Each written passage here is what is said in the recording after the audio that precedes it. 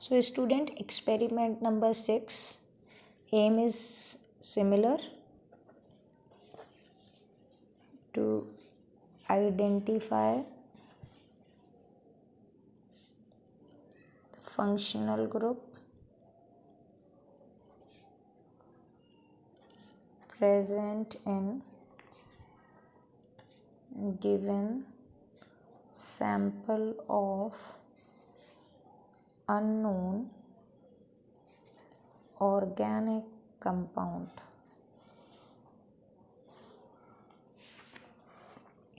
Then primary test.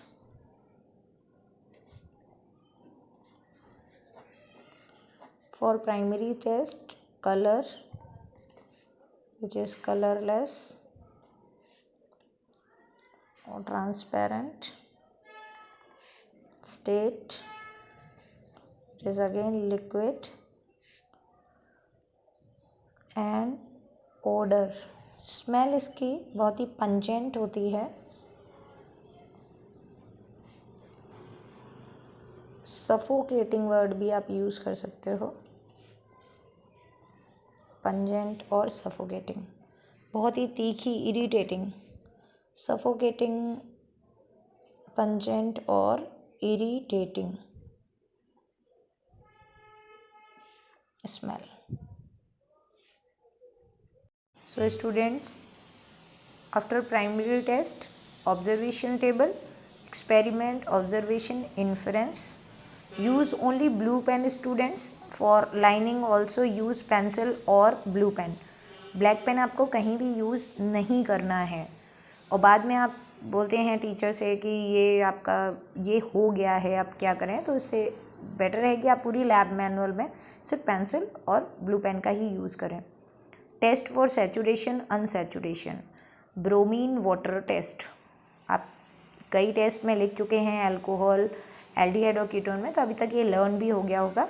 Take a small amount of given organic compound and add bromine water dropwise and shake well. इसको mix करना है. उसके बाद आप observation में फिर से जहाँ से एक्सपेरिमेंट होता है वहीं से ऑब्जर्वेशन लिखा जाता है. Disappearance of orange brown colour of bromine water, जो ऑरेंज ब्राउन कलर का ब्रोमीन वाटर होता है वो कलर जो है वो डिसअपीयर हो जाता है, और ये शो करता है अनसैचुरेशन, क्योंकि जो डिसअपीयरेंस होता है वो बेयर्स रिएजेंट हो या ब्रोमीन वाटर हो, दोनों में ही due to presence of pi electron होता है. अनसैचुरेशन को शो करता है और एल्कीन और एल्काइंस के लिए होता है. तो इसमें भी आपका क्योंकि पाई इलेक्ट्रॉन प्रेजेंट होता है, तो due to presence of pi electron unsaturation में भी प्रेजेंट हम लिखते हैं, क्योंकि डीकलराइजेशन जो है वो ये सेटिस्फाइड नहीं करता है कि कोई भी कंपाउंड सैचुरेटेड है या अनसैचुरेटेड है फॉर फंक्शनल ग्रुप डिटेक्शन.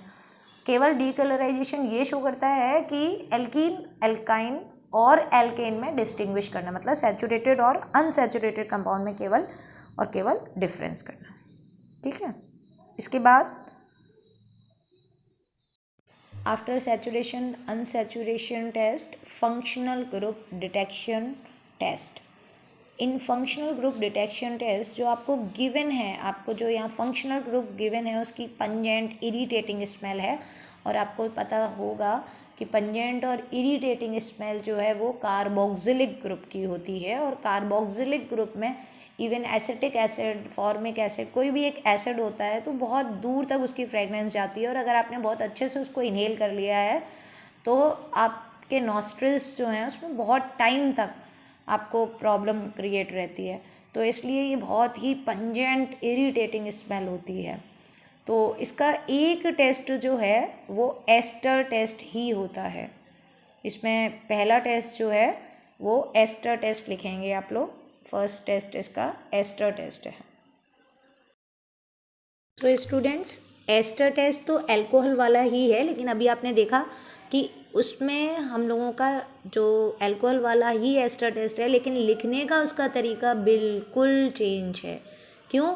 क्योंकि यहाँ पर जो नोन सब्सटेंस है वही आपका अल्कोहल होगा, अननोन यहाँ पर एसिड है. जबकि अल्कोहल के डिटेक्शन में क्या होता है, अननोन आपका अल्कोहल होता है और नोन एसिड होता है. दैट मीन्स कि एस्टर की जो रिएक्शन होती है, acid plus alcohol gives ester. Acid plus alcohol में या तो आपको एसिड गिवन होगा या अल्कोहल गिवन होगा। हमें कैसे पता चलेगा या एसिड वाला टेस्ट करना है या अल्कोहल वाला टेस्ट करना है, तो उसकी स्मेल से आपको पता चल जाएगा। अगर बहुत ही पंजेंट स्मेल है तो दैट मीन्स एसिड गिवन है, उसमें अल्कोहल ऐड करना है। और अगर बहुत ही प्लीजेंट स्मेल है तो दैट मीन्स कि अल्कोहल गिवन है, उसमें एसिड ऐड करना है।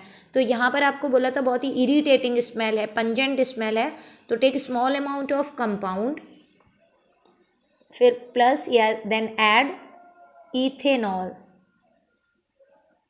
इथेनॉल ही इसमें हम लोग ऐड करते हैं, मीथेनॉल ऐड नहीं करते हैं। जनरली आपको पता होगा कि मीथेनॉल बहुत ही पॉइजनस होता है, तो उसकी जो फ्यूम्स होती हैं, क्योंकि आपको तो एस्टर की फ्रूटी स्मेल आनी है, उसकी जो फ्यूम्स होती हैं वो हार्मफुल हो जाती हैं।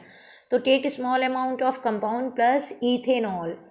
इथेनॉल आपने ऐड किया, उसके बाद फिर सेम वही है, plus 2-3 drops of sulphuric acid, concentrated sulfuric acid, heat if necessary। अगर आपको लग रहा है कि कोई चेंज शो नहीं हो रहा है एक्सपेरिमेंट में, तभी आपको हीट करना होता है। ये हीट जो होता है वो वाटर बाथ पर करना चाहिए, इनडायरेक्ट हीटिंग होती है, ये डायरेक्ट हीटिंग नहीं होती है एस्टर की। उसके बाद फिर ऑब्जर्वेशन में आपको मालूम ही है, fruity smell of ester observed.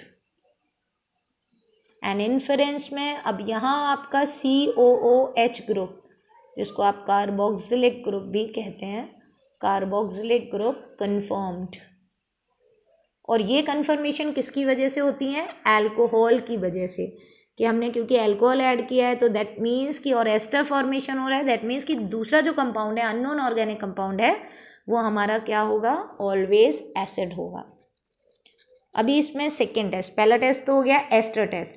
अभी दूसरा टेस्ट जो है अल्कोहल में आपका होता था सैरिक अमोनियम नाइट्रेट टेस्ट, लेकिन इसमें कौन सा टेस्ट होगा? Sodium bicarbonate test. Sodium bicarbonate test. Sodium bicarbonate test. Sodium bicarbonate का फॉर्मूला होता है NaHCO3, सभी को पता है। इसमें बाइकार्बोनेट ग्रुप प्रेजेंट होता है, ठीक।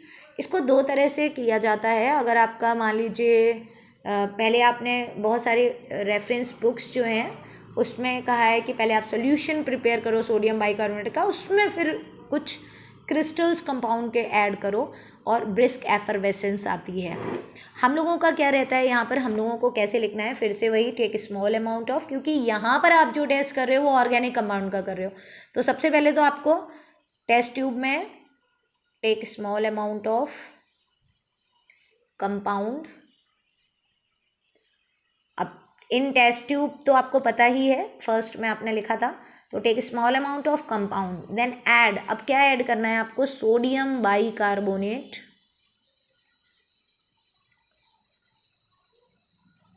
सोडियम बाइकार्बोनेट आपको ऐड करना है। अब जैसे ही आप कंपाउंड में सोडियम बाइकार्बोनेट ऐड करते हो, वैसे ही क्या होता है? Brisk effervescence. Brisk effervescence. Brisk effervescence कैसी होती हैं? कोल्ड ड्रिंक आप उसका जैसे ही आप कैप हटाते हो तो एकदम से फिज करके बाहर आता है, वैसे ही ब्रिस्क एफरवेसेंस ऑब्जर्व्ड। अब ये क्यों होती हैं ब्रिस्क एफरवेसेंस, किस वजह से होती हैं? तो वो आपको पता होगा, कार्बन डाइऑक्साइड गैस जो है वो रिलीज होती है इसलिए। तो सोडियम बाइकार्बोनेट सॉल्यूशन जब हमने ऐड किया, तुरंत से ब्रिस्क एफरवेसेंस ऑब्जर्व्ड होती हैं। और अगर ये ब्रिस्क एफरवेसेंस ऑब्जर्व्ड हो रही हैं तो तब आपका यहाँ पर कौन सा ग्रुप प्रेजेंट हो जाएगा? Carboxylic group confirmed. Carboxylic group confirm, ठीक है। इसमें आप ब्रिस्क एफरवेसेंस ऑब्जर्व में, और आप लिखिएगा नहीं, ये याद कर दीजिएगा, brisk effervescence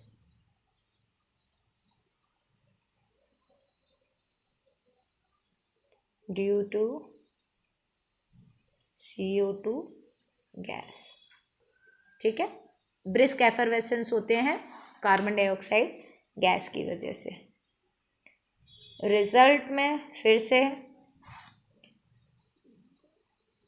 given organic compound contains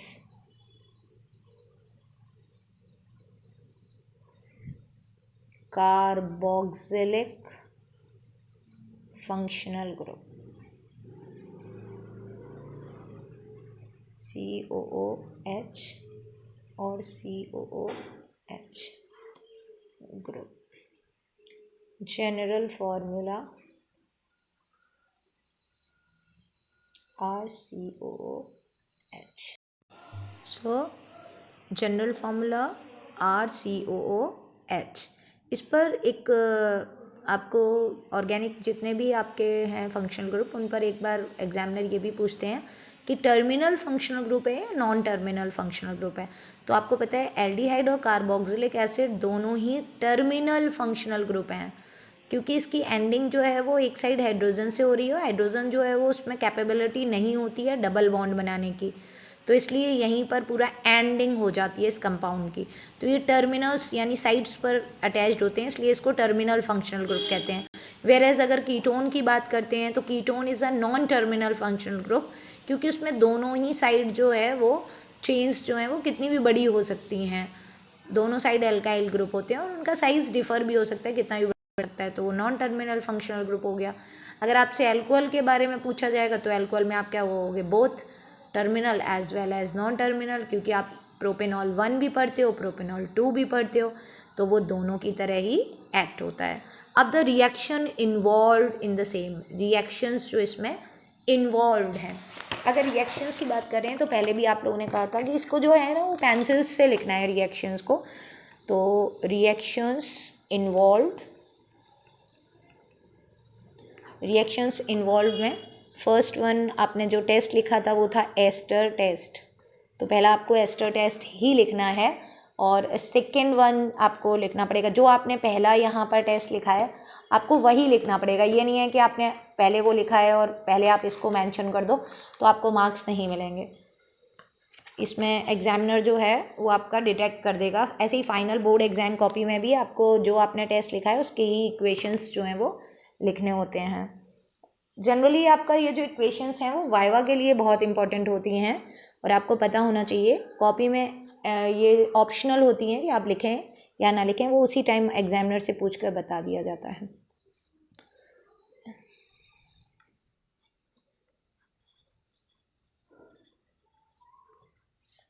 ये आपका है, एक मिनट, ये आप मत लिखिएगा, आप लिखिएगा RCOOH। ठीक, यहाँ पर जनरल इक्वेशन में लिख रही हूँ तो ROH। ये आपका क्या है, ऑर्गेनिक कंपाउंड जो आपको गिवन है। ऑर्गेनिक कंपाउंड, ये अननोन ऑर्गेनिक कंपाउंड है, तो आप अननोन ऑर्गेनिक कंपाउंड भी लिख सकते हैं, जो कि आपका क्या है, एसिड प्लस एल्कोहल। ये एक रिवर्सिबल रिएक्शन होती है, कंसनट्रेटेड H2SO4 की प्रेजेंस में होती है और आपका फॉर्म होता है ester plus water, ester plus water. अब इसका इक्वेशन एसिड अभी भी अननोन है, आप अभी भी उसको RCOOH ही लिखोगे एसिड को, ठीक है ना। लेकिन एल्कोहल आपका नोन है। एल्कोहल आपने लिखा था इसमें एक्सपेरिमेंट में, अभी जब आपने लिखा था तो आपने लिखा था इथेनॉल, तो इसलिए आपको इथेनॉल का फॉर्मूला है वो आपने लिख दिया।